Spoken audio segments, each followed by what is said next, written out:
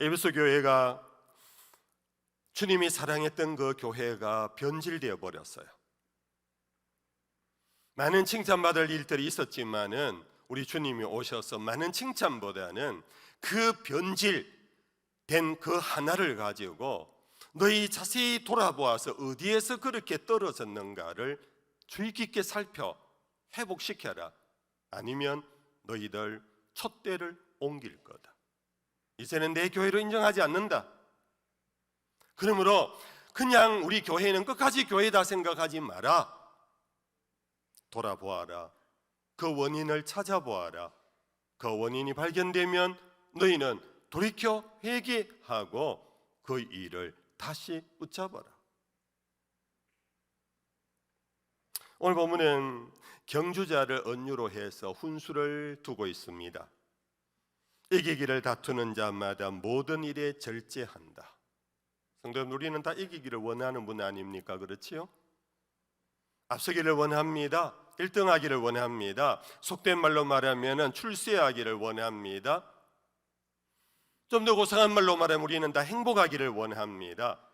우리는 수준 있는 가치로운 인생이 되기를 원합니다.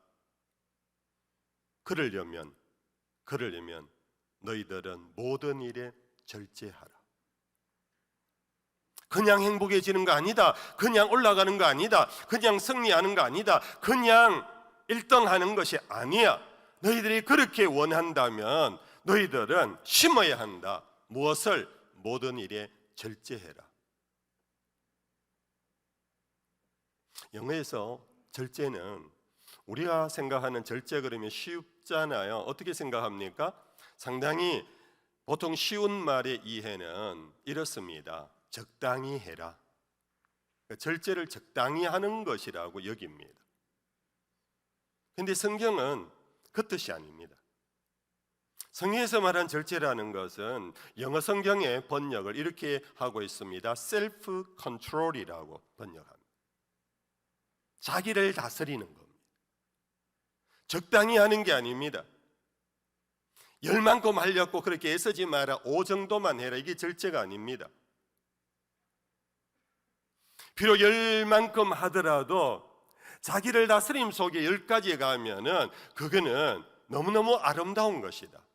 거꾸로 남들은 그래도 5는 유지하라고 그러지만은 내가 일하는 수치의 삶을 살아가더라도 내가 나를 다스리는 중에 일하는 수치의 자리에 와 있으면 그것 또한 고상하고 멋있는 삶이라고 가르치는 것이 바로 절제라는 성경의 의미입니다. 여러분, 우리는 우리 자신을 잘 다스려야 합니다. 경주에서 자기를 잘 다스리지 못하면은 여러분들 집니다. 인생의 시소 가운데 늘 요동치는 것만 그러니 어쩔 수 없다라고 포기하지 마십시다. 이 시소 중에도 여러분들 실패 보더라도 고상하게 실패합시다. 실패하더라도 웃으며 실패합시다. 그것은 자기를 절제하는 자기 다스림 속에서 가능한 것입니다. 우리 속에 분노가 일어납니다. 흥분이 일어납니다. 과시욕이 일어납니다. 나와 같지 않은 사람에 대한 미움의 감정이 일어납니다. 시기와 질투, 탐욕들이 일어납니다. 이것을 여러분들 다스리지 않으면 우리 인생은 이김자가 될 수가 없습니다. 아무리 많이 가져도 분노가 들끓으면 불행합니다. 아무리 높은 지혜에 있어도 시기와 다툼이 끊임없이 계속된다면 그는 졸병과 같은 삶을 삽니다. 그래서 잠언은 우리에게 이렇게 교훈합니다. 우리 같이 한번 읽어볼까요? 4장 23절입니다. 모든 지킬 만한 것 중에 더욱 내 마음을 지키라. 생명의 근원이 이에서 남이니라. 잘하시는 말씀이지요? 하나 더 16장 32절입니다. 같이 읽읍시다. 노하기를 더디하는 자는 용사보다 낫고 자기의 마음을 다스리는 자는 성을 빼앗는 자보다 나으니라.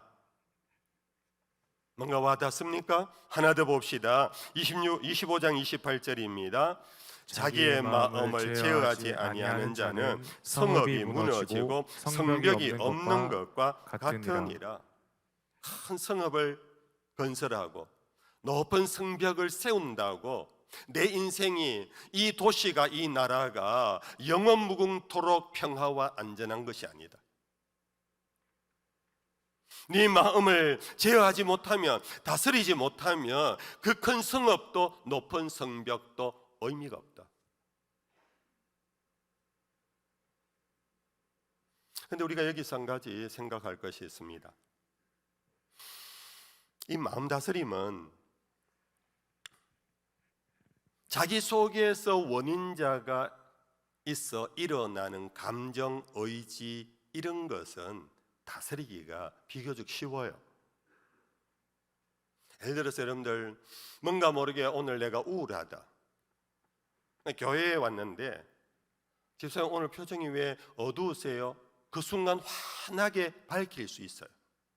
아, 그래요? 내가 그렇게 보여요? 나 안 그래요.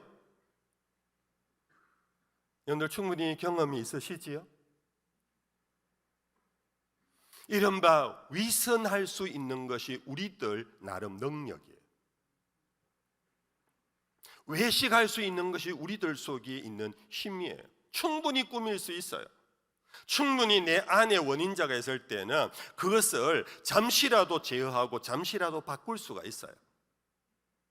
그러나 정말로 힘든 것은 외부로부터 돌격해 들어오는 원인자가 바깥에 있을 때 우리는 그것에 반응하면서 자기를 다스리는 것이 굉장히 어렵습니다.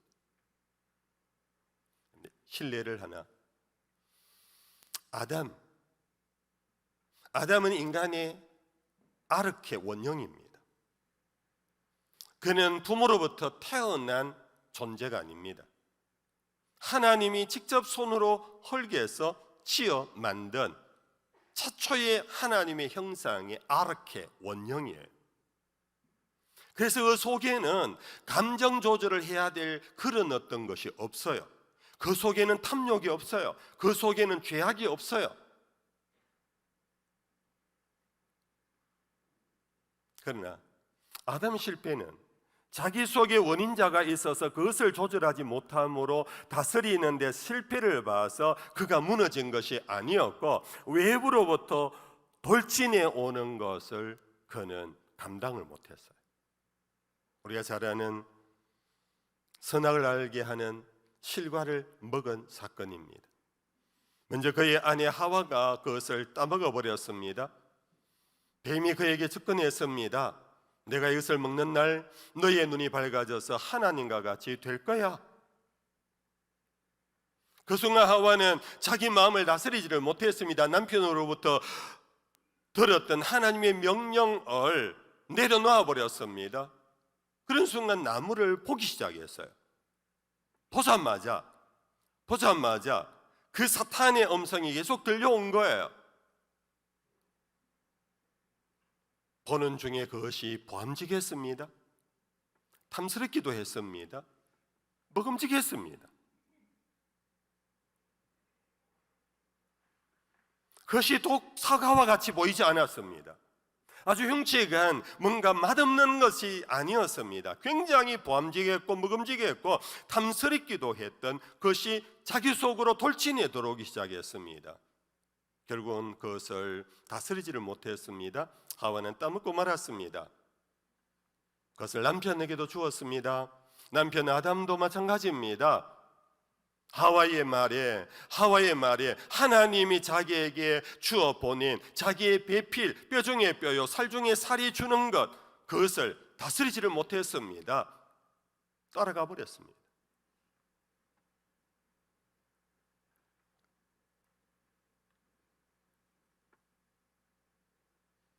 타락하기 전 하나님의 형상이라는 것은 하나님의 자유함이 부여된 존재를 의미합니다. 이른바 자유의지의 존재자입니다.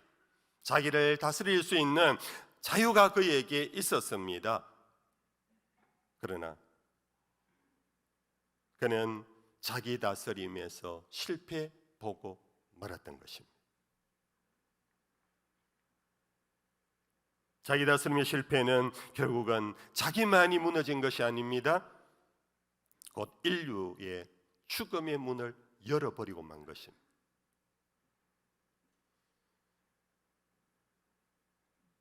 그와 달리 우리의 주 되신 예수님은 완전히 반대의 모습입니다. 여러분들 잘 아는 세리를 받으시고는 광야로 이끌림을 받으시고 그 뒤에서 사탄의 시험 3가지를 받았지 않습니까? 예수님도 죄가 없으신 분입니다. 마치 타락전의 아담과 같이 죄가 없는 존재였습니다. 아담에게 보암직하고 먹음직하고 탐스럽기도 한 것이 돌로 떡을 만들어 먹는 시험과 성전 꼭대기에서 뛰어내리면 천사가 그를 지켜줄 것이라는 유혹과 높은 산에 올라가서 절하면 천하만국이 자기의 수하에 들어올 수 있는 이 유혹은 금단의 열매를 보면서 느꼈던 것과 그 유사한 충동이 예수님에게로 돌진해 왔습니다.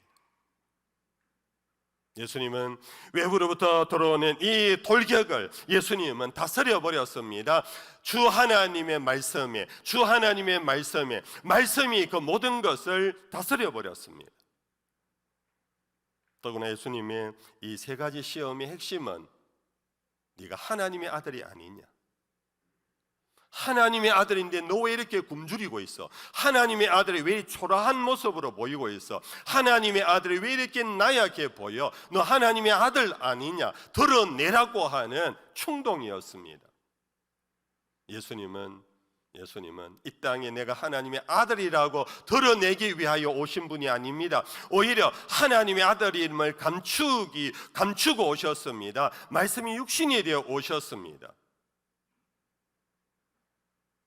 이러한 예수님을 사탄은 충동질했습니다. 여러분, 우리도 그런 충동을 당할 때가 들어 있지 않습니까? 집사님 왜 그걸 참아 바보같이? 집사님 정도 되면 그렇게 참을 필요 없어. 안 그래도 속에 부해가 나오고 뭔가 모르게 짜증이 나는데 주변에서 집사님 왜 그래? 장로님 왜 그러세요? 아니 그런 것에 입 다물고 계시면 어떡해요? 내 속에는 그러고 싶은 마음이 막 충동질이 일어납니다. 여러분들 예수님의 마음도 똑같았을 것입니다. 네가 하나님의 아들 아니냐? 왜 그렇게 바보같이 초라하게 굶주린 모습으로 힘없이 다 죽어가는 모습을 보이느냐? 예수님은 당신의 마음을 다스려 승리하셨습니다. 첫사람 아담은 타자의 돌격 앞에 자기를 다스리지 못함으로 만물을 다스릴 권세를 얻고도 그 권세를 잃어버리고 만물의 노예가 되어버렸습니다. 그러나 예수님은 자기를 버리시고 자기를 다스림으로 만유의 주가 되셨습니다. 여러분들 이 2가지 첫 아담과 마지막 아담, 이 아담과 예수님의 삶 속에서 절제라는 것이 얼마나 큰 문제인가를 우리에게 보여주고 있습니다. 자기를 다스리지 못하면 죽음이 자기에게 옵니다. 자기를 다스리지 못하면 만물을 다스릴 권세를 다 잃어버립니다. 그러나 자기를 내려놓고 자기를 다스린 예수님은 말구유에서 태어났지만은 나사렛에서 무슨 선한 것이 나겠느냐고 조롱받았지만은 그분은 만유의 주가 되시고 역사 속에 지금도 오늘 또 우리가 모여 예배하는 그분이 되셨습니다. 우리가 목인이 된다면, 나무 같은 사람이 된다면, 아이들이 내 나무를 타고 올라와서 놀이터로 삼습니다. 허허 하고 아이들과 함께 즐기는 나무. 이 아이가 자라서 그 나무에서 맺어지는 열매를 따먹습니다. 마치 자기 것 마냥. 그래도 아까워하지 않고 열매를 다 내어줍니다. 이 아이가 더 자라서 이제는 그 나무 가지를 쳐서 자기 움막을 짓습니다. 그래도 아프다 소리하지 않고 왜 내 것을 자르느냐고 말하지도 않고 그 아이의 집이 되어줍니다. 나중에는 그 아이가 이 좁은 마을에서는 못 살겠다 하고 나무 둥지를 잘라서 배를 목선을 만들어서 바다에 띄우고 해외로 나갈 때도 이 나무는 자기를 아끼지 아니하고 다 내어주었습니다. 수년이 지난 다음 이는 해외에 나갔던 그는 다시 고향으로 늙어서 돌아왔습니다. 허리가 고부라졌습니다. 힘이 없었습니다. 돌아와 보니 자기 고향 땅에 자기가 어릴 때부터 놀이터로 삼았던 그 나무에 밑둥이 그대로 있었습니다. 노인이 된 이 아이는 그 밑둥을 의자로 삼아서 남은 여생을 보냈다고 합니다. 여러분들 어디선가 본 듯한 책이지요. 쉘 실버스타인이라는 분이 아낌없이 주는 나무의 이야기입니다. 수많은 사람이 지나갑니다. 수많은 사람을 만납니다. 수많은 어떤 환경의 변화가 있습니다. 나무와 같은 이런 인물, 이것이야말로 이기는 자의 길이다. 예수님의 인생 자체가 나무와 같은 존재 아니었겠습니까?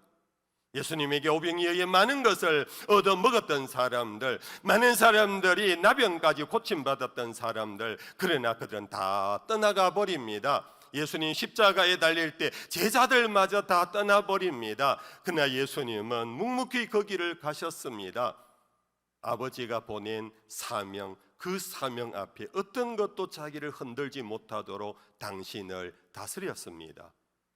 이것이 근본 하나님의 본체시나 자기를 비워 종의 형체를 가져 사람의 모양이 되어 죽기까지 복종하심으로 하나님께서 그를 지극히 높여 하늘 위에 이런가 땅 위에 이런가 땅 아래 모든 이름이 그리스도 예수의 이름 앞에 무릎을 꿇게 하셨다.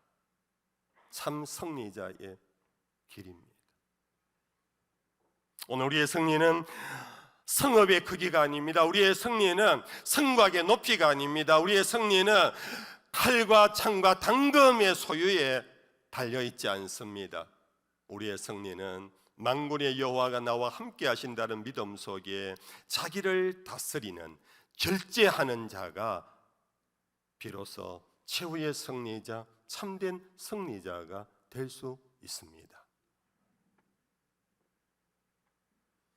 바울 사도는 교회의 일꾼들에게 보내는 편지 속에서 교회 일꾼의 자격을 여러 가지로 많이 얘기하는 중에 디모데 전서와 후서, 디도서까지 보면은 항상 동일하게 그 교훈 속에 빠뜨리지 아니하고 담는 것이 감독은 책망할 것이 없으며 한 아내의 남편이 되며 절제하며 감독은 하나님의 청지기로서 의로우며 거룩하며 절제하며 늙은 남자로서 절제하며 경건하며 이 절제하지 못하면은 교회의 일꾼이 될 수 없다라고 말합니다.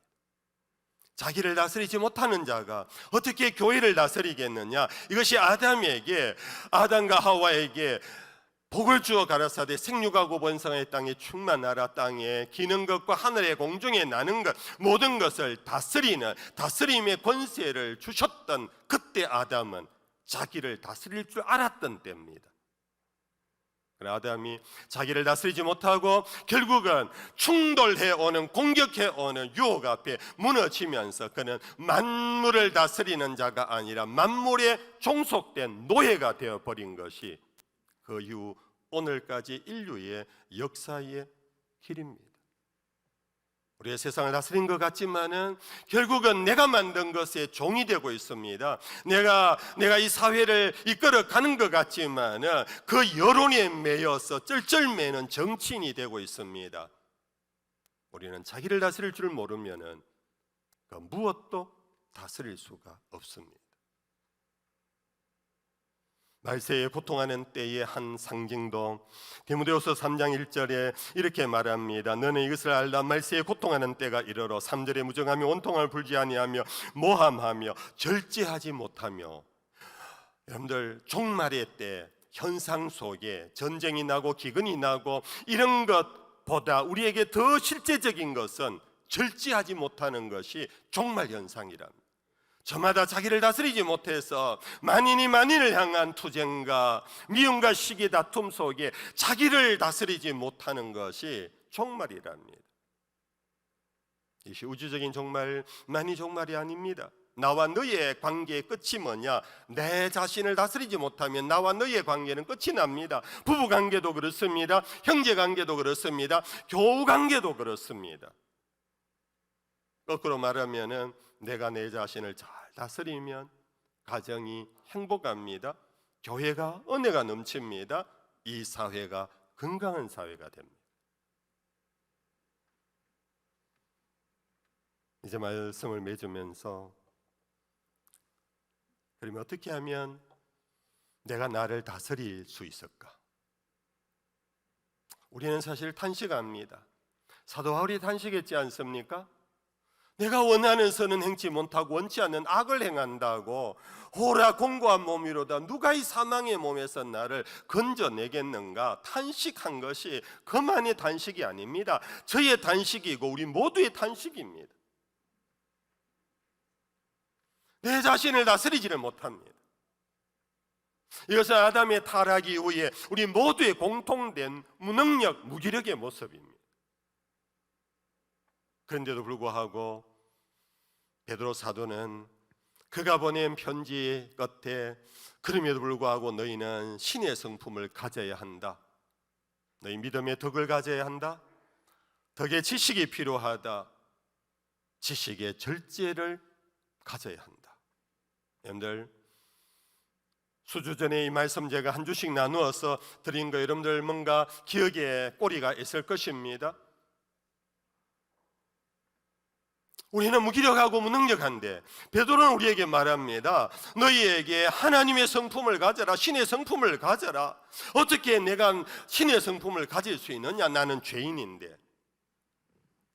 그는 그 앞에 이렇게 가르쳤습니다. 베드로서 1장 2절입니다. 하나님과 우리 주 예수를 알므로. 한번 따라합시다. 하나님과 예수를 알므로. 여러분들 우리는 죄 가운데서 새로운 피조물이 되어 하나님의 성품을 우리는 다시 회복하고 하나님의 그 자유의 능력, 다스림의 능력을 회복할 수 있는 길을 사도 바울은 있다고 분명히 말합니다. 그것은 하나님을 알고 예수를 알면 동시에 예수님께서 너희를 고아와 같이 버려두지 아니하고 내가 다른 보혜사를 너에게 보내리니 몇 날 되지 못하면 성령이 너에게 임하실 것이라. 너희는 이 성을 떠나지 말고 성령이 너에게 임하심을 기다리라. 성령이 너에게 임하시면 권능을 받는다. 너희를 다스릴 수 있는 권능을 받게 된다. 나아가서 너희는 온 예루살렘과 온 유다와 사마리아와 땅끝까지 이르러 내 증인이 된다. 예수와 같은 자가 된다. 자기를 다스릴 수 있는 자가 된다. 언제? 하나님을 알고 예수를 알고 그분이 보내신 성령이 너희에게 임하시면 너희는 그 권능을 얻게 될 것이다. 성도 여러분들, 다음 주가 성령 강림절입니다. 오늘 금요기도회에 대구 시내 약 한 20-30개 교회 목사님들과 장로님들과 성도들이 우리 예배당에 모여 금요기도회를 성령 대망 연합 집회로 가집니다. 여러분들 코로나 이전에 여러분들 기억하시지요? 많이 모일 때는 그 2,500명이 모였습니다. 참 은혜 집회가 오는 금요일에 이 자리에서 열립니다. 지금은 은혜 받을 만한 때입니다. 이 기회를 놓치지 마십시오. 우리 언제까지 나는 안 된다고, 언제까지 여러분들 패배의식 속에 그냥 막 살 대로 사는 거지, 인간 똑같은 거지 뭐 이렇게 하고 끝낼 겁니까? 물론 우리는 죄 아래에 있을 때 그렇습니다. 맞습니다. 우리는 아무것도 못합니다. 아무것도 할 능력이 없습니다. 아는 게 없습니다. 그러나 성령이 우리에게 오시면 예수의 진리로 우리를 이끌어 가실 것이고 예수를 본받아 살 수 있는 제자가 되게 하실 것이고 예수는 우리에게 능력을 주실 것입니다. 그것이 바로 우리 안에서 맺혀지는 성령의 열매 9가지입니다. 사랑과 희락과 화평과 온유와 충성과 양성과 그 9가지 마지막 열매가 뭔지 아십니까? 그것이 바로 절제입니다. 성령의 열매 사랑으로 시작해서 마지막 열매 종결 열매가 절제입니다. 절제가 없으면 사랑도 의미가 없습니다. 절제가 없으면 희락도 무너지고 맙니다. 성령이 우리에게 오셔서 우리 속에 역사하도록 성령을 영접하십시오. 성령의 충만함을 받으십시오. 성령을 갈망하십시오. 성령이 나의 삶의 주인이 되도록 하십시오. 성령이 나를 이끌어가도록 내어 맡기십시오. 그러면 나도 모르게 다스림의 능력이 나 자신을 다스릴 수 있는, 그래서 하나님의 나라와 의를 세워갈 수 있는 저와 여러분들 될 줄로 믿습니다.